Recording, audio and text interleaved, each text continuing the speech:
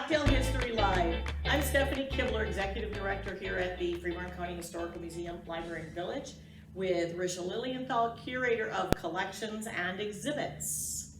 So in October of 2020, we were hunkered down with COVID. Yes. And I mean the team here needed to do a 180-degree turn and figure out how we do programming. How do we still connect with members in the community?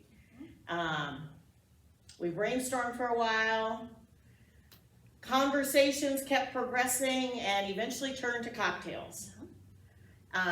In part because people were doing Zoom happy hours, Zoom baby showers, Zoom bridal showers. So we decided to create Cocktail History, which is a combination of history on specific cocktails from most of them late 1800s, early 1900s, and Freeborn County history, and once in a while collection items that we pull in. And that's how Cocktail History was born. So this week we're doing it in honor of History Week. Yes. It's the last day of History Week. We've done programming 5 days this week, free programming to all community members of Freeborn County. And so far we've had good turnout. The goal of History Week was just to introduce community members to a variety of programs we offer, some virtual, some in person, some lectures, some are tours. We even went behind the scenes, which is a first for FCHM. We'll do that one again. So it's definitely something we'll repeat next year. Got a few new twists rolling around up in here, and we'll go from there. So today we are revisiting the Corpse Reviver No.2. Yes. The use of words Corpse Reviver is used to describe a mixed drink, appears in literature as early as 1861, which was an issue of Punch. Now Punch was the Onion of the 19th century Britain. So these issues featured scathing, politically incorrect, satirical illustrations. That's a lot. Scathing, politically incorrect, satirical illustrations of mid-19th century by the best comic artists of the time. Artists who published in Punch during the 1840s and 50s included John Leech, Richard Doyle, and Charles Keene. They became known as the Punch Brotherhood. Punch helped coin the term cartoon in its modern sense as a humorous illustration. That's a new fact. I didn't know that. I didn't know that either. That's cool. So let's mix, and then let's go on to our other little tidbits. Yes. So it's important when you mix a cocktail that you have the right tools, the proper tools. So today we've got our cocktail shaker, we've got our shot glass, we've got our fancy glasses, nice cutting board and sharp knife, so we're all ready to roll. I'm just realizing the only thing we don't have is something to pick the cherries out, but we can use a little knife. Sure. So our first job is you take just a few drops of absinthe and drip it in each glass. I love the absinthe. And then we're just gonna pour off any extra into that little cup. Whoa, that's more, just swish it in there and then swish from the other, so absinthe is a green color, and Risha gets all excited every time because it's in historical literature, it's referred to as The green fairy. The green fairy. It's anise flavored, and it's derived from botanicals, flowers, leaves, grand wormwood, which I still don't know sure what that is, green anise, sweet fennel, and medicinal and culinary herbs. It originated in Switzerland in the late 18th century and rose to popularity as an alcoholic drink in the late 19th and 20th century in France. Parisian artists and writers really loved it. Loved it. The consumption of absinthe was opposed by social conservatives and prohibitionists, partly due to its association with the Bohemians. Yes. And as you know, as I know, we have a healthy Bohemian population still in Freeborn County. Our first uncorking history revolved around the Bohemian Hall, which still, to this day, offers a wide range of programming. And that's in Myrtle, right? It's in Myrtle, yeah. Yeah, so notable absinthe drinkers, I can smell it. I know. It Ernest smells like Hemingway, Yeah. James Joyce, Pablo Picasso, Vincent van Gogh, and Oscar Wilde. Oh, she's got one. She's So got one. Vincent van Gogh. The first time we did this, you know, we were very excited because I really like Vincent van Gogh. I have an art history background. And since then, I've been becoming more and more familiar with the collection here. And we actually have a gallery over yonder, outside of this room. Down yonder. Down yonder. So that is kind of connected to Vincent van Gogh in a way. Oh, yes, So, yes, yes. Vincent van Gogh, as a post-impressionist, was somebody who used impasto in his painting, and that's a word I like to use to sound fancy. But it means that he used very thick globs of paint, and that would create movement and emotion in his paintings, and he was a pioneer in that style. And so that's something that an artist from Freeborn County, she graduated Albert Lee High School in 1962. Her paintings have very thick paint, very heavily impasto, and that is over in our Sue Anderson gallery. So that was my Vincent van Gogh excitement. And the texture there really gives that sense of movement on all of her pieces. Side note, Sue's son, Jay, is the owner of Three Oak Vineyard and Winery here in town. Yeah, Yes. yeah. So, just one more note on absinthe. Dangerously addictive, psychoactive drug and hallucinogen. The chemical compound thujone which is present in the spirit in trace amounts, was blamed for alleged harmful effects. By 1915, absinthe had been banned in the U.S. And if I'm not mistaken, somewhere in late 80s, early 90s in there is when was it 2000? 2007. That it came back to the United States, but it does not have That thujone. ingredient, yep. Thujone. Okay, next thing, we're gonna add an ounce of gin. Oh, I better do your eyes first though, so that we get a splash. I washed my hands. So it takes 1 ounce of gin per cocktail, so we're gonna do 2 ounces. We're using Bombay Sapphire, I'm not a gin drinker, but I do like the Bombay, in moderation. And then next we're gonna add 1 ounce for each drink, so 2 ounces total, of Cointreau, which is an orange flavored liqueur produced in France. A lot of times people have it as an aperitif before dinner, or a digestif to help you digest your food after dinner. It's a component of several well-known cocktails, the Margarita being the most common. And I know when we talked earlier, when we did this one earlier, you had said you didn't know that was in margaritas. Yes. Yep. I believe they call it a Cadillac margarita if it's got the Cointreau. You're gonna have to run because we didn't grab the wine. do. She's quick. Here we thought we were all prepared. Thank you for getting a twist off, by the way. Yes. So normally, the next ingredient is a Lillet Blanc, which is a white wine that also has a little honey, orange, and hint of mint. Very hard to find down here. Total Wine in the Twin Cities has it. But they are solutions to that. Riesling is one you can use, which is a sweeter wine. Saint Germain Yes. liqueur is another one, but we're going to use the Riesling. And so we're going to add, my pages are sticking, sorry. I'm still in the COVID phase of trying not to lick my fingers. 1 ounce of Riesling per beverage. Right. And while you're doing that, I'm going to slice this little guy up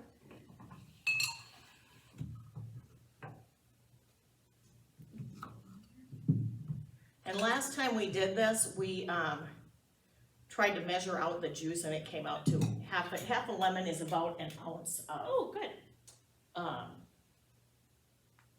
is about 1 ounce. So, squeeze away. Both of them? Yep. Woo! Yep. I'm gonna do my hand exercises. And then she's gonna shake this up, and we're gonna finish it off with it says Luxardo, but this is a similar one. It's the, it's a cherry, it's not a, what do I wanna say? I feel like I'm gonna use the word treated, and that's not right. Oh. You know, Maraschino cherries are that bright red. They're dyed that way. This is the way a cherry looks. This is the cherry. Aha. So I can shake it now? You can shake. So the cherries, Luxardo started making these cherries in 1880 in Croatia. Ooh, well, in what is now Croatia. They were common from the 1860s, that must be 1880s, to 1899, and then they were replaced by olives, which is weird. Right? Cherry, olive, blah. Way different. Yeah, way different. Back in 2004, Audrey Saunders brought them back and started using them, and other bartenders have since. So you may pour.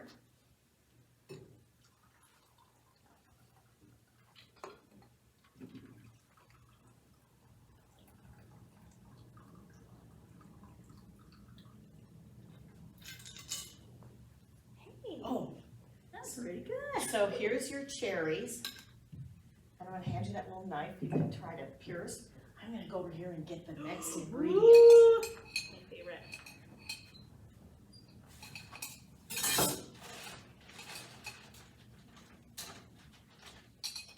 I wanna use my fingers. Oh gosh, don't use your fingers I on know, that. right? I'm trying not to.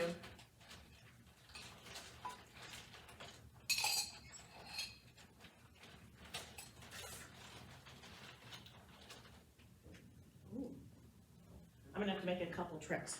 It's kinda So Halloween-like. we're adding our special little twist. I believe last time we called this Halloween? Oh, yeah, Halloween, right? Corpse Reviver 3, right? Yes, and I said making our new history. Making our new history. I love it so much. So that's how you make a Corpse Reviver FCHM way. Wow. And we'll make one for you to sample. So, you want me to go on? I'm gonna finish. Yes. Because the presentation of a cocktail is also very important. I feel like this is a $20 cocktail up in the Twin Cities, right? I feel like that is way showy. People would pay 20 bucks for that. But your glass is just as important as your ingredients. Right.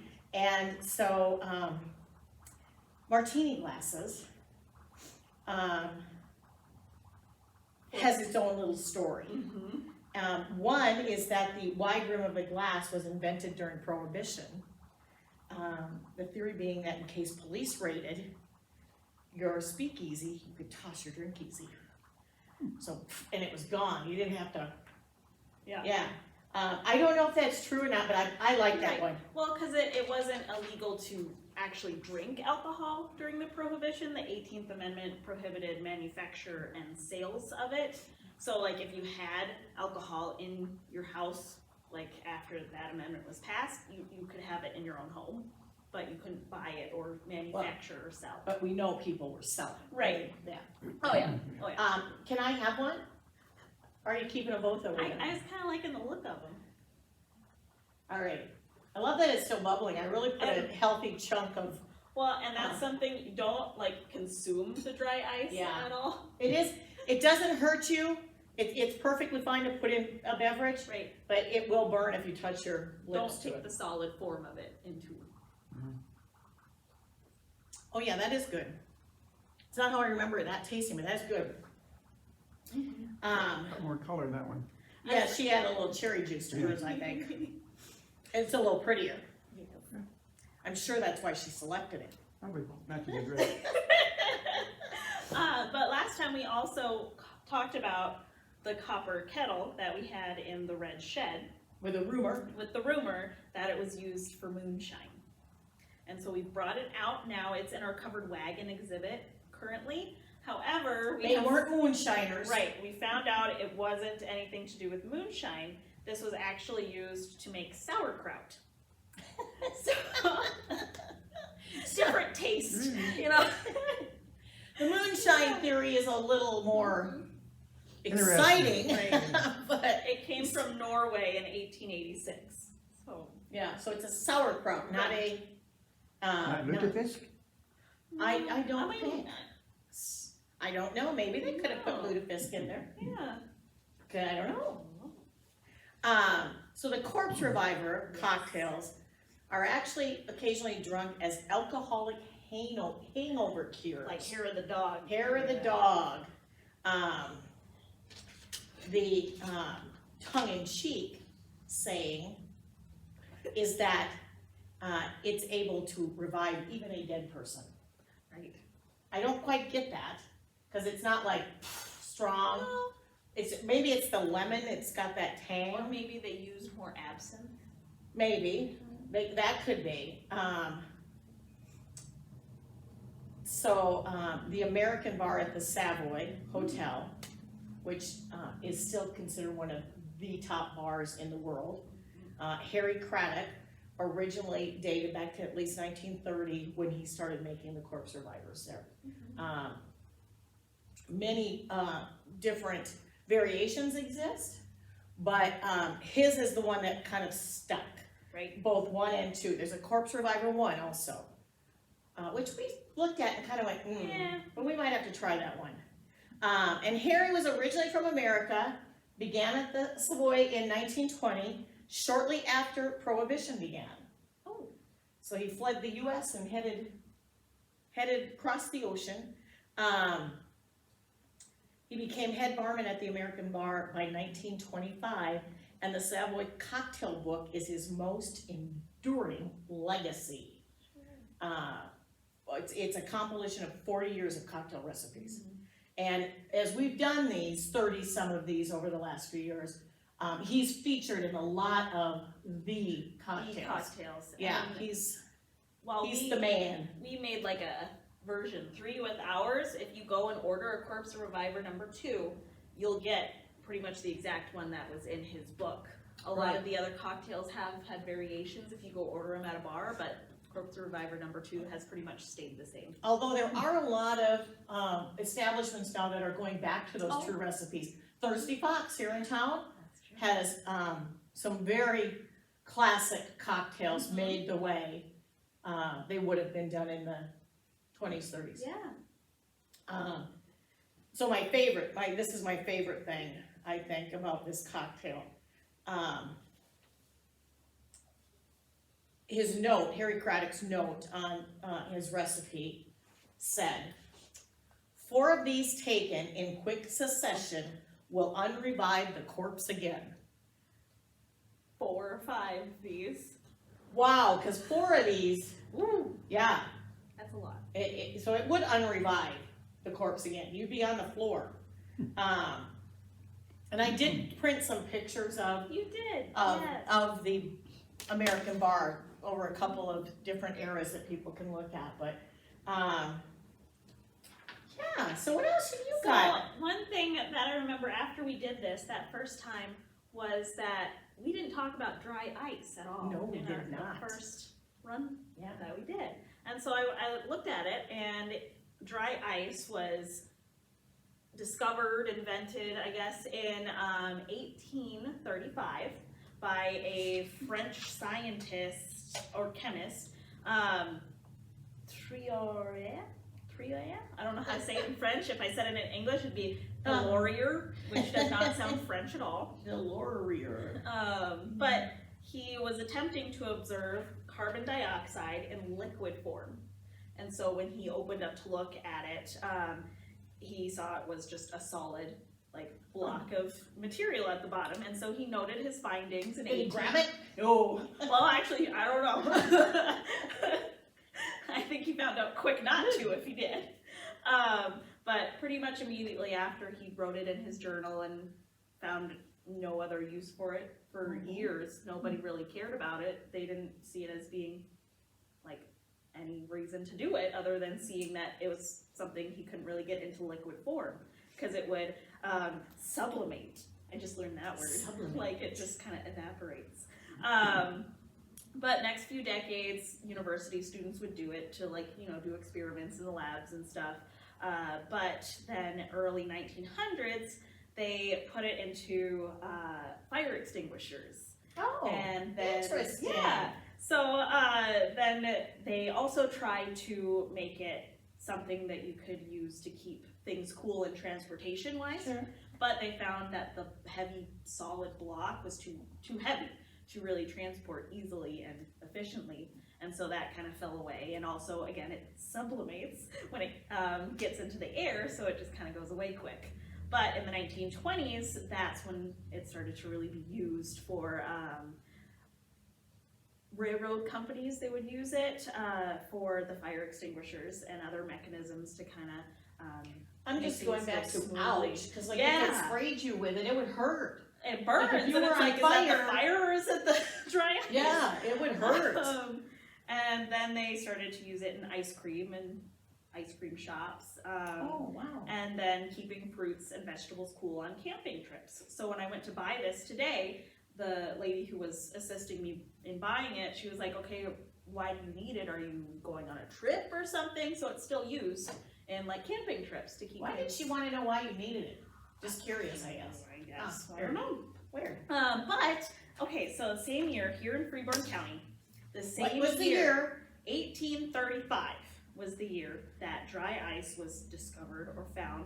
That is the same year that, at the time, Lieutenant Albert Miller Lee did the mapping of the area. His When he Dragoonie? was in the Dragoons, yes. So he was in the Dragoons 1835 as a lieutenant, came with as a cartographer, and did this area of Freeborn County. And so he stopped by the tip of Lake Albert Lee, and he said, we soon got into a region of lakes and open groves of oaks, beautiful as English parks. Oh. And then he named, so the original name of what is now Albert Lee Lake was Fox Lake. And that's because a fox ran by the column when moving along the lake, hence the name. So he saw a fox running by it and named it Fox Lake. And then a French explorer, Joseph Nicolas Nicolet, changed the name to Lake Albert Lee in the presence of Albert Lee. And that was when two surveyors were looking at the maps that Lee had created, because he was a masterful map maker. And then later after that, the city of Albert Lee was named after the lake. So originally, Albert Lee was village of Lake Albert Lee. So Albert Lee is named after the lake Albert Lee, which was named after the cartographer who came and... It's not quite as simple as people think. Right. Yeah, I mean, people think it's just named after Albert Right. Miller Lee, Yeah. but no, Yeah. it's a Right. It's a whole whole line of things. circle. Yeah, but I was like, it's the same. So the maps that were made of the area of Albert Lee were made at the same time that dry ice was That's discovered. interesting. We have some cool, we have some cool pieces for, that showcase Albert Miller Lee. We've got the head bust, we've got the drawing by Lloyd Herfindahl. And yeah, We've got the, I don't know, what do you call this, the soldier thing that came out of the Albert Lee High School? What would you call that? The I life call it size. a relief sculpture. Yeah, yeah. We have that. Mhm. I'm wondering if the paintings that Lloyd Herfindahl did were also kind of in honor of The maps? Yes, The 'cause he big, did we have maps. really, yes. I don't even know, that's another one, I can describe it, but it's not gonna do it justice. Right. They are 8 feet wide, 6 feet tall, brightly painted, that show before there were even buildings. Right, it shows the dragoons coming Yes, in. coming in. Yeah. Yeah. And then the next one is maybe what? Does it say? It does say, I'm not remembering the 10 date. years later, 5 Or years 20, later? Yeah, of like the land gridded Yeah, out. how it and changed. then buildings and such. Yeah, but yeah, the grids look like they almost line up with the Freeborn County map. Yeah, it's a very cool, that's a very cool piece we've got here. Yeah. Interesting. Anything more? Can I talk? Yes, you may Yes, talk. please. Dragoons are, come from the Des Moines River down that way, you know? Mhm. So we were in Boone last week on the train ride. There's big signs along there. Shows a picture of those blue uniforms, soldiers marching. Oh, along the sure, Dragoon Trail or whatever. Oh sure. my gosh, I love it. That's awesome. It's one of those things that, like we just did Discover History. High school students don't know what a dragoon was. Right. Well, some adults have come through and asked. And as asked well. also, yeah. It's really It's cavalry. it's a fun word to throw around. It is. It's a fun word. We use it whenever we can. Yeah, so anything else you want to share today? I don't think so. No? Well, then cheers. Cheers. Happy Halloween and Dia de los Muertos. Yes.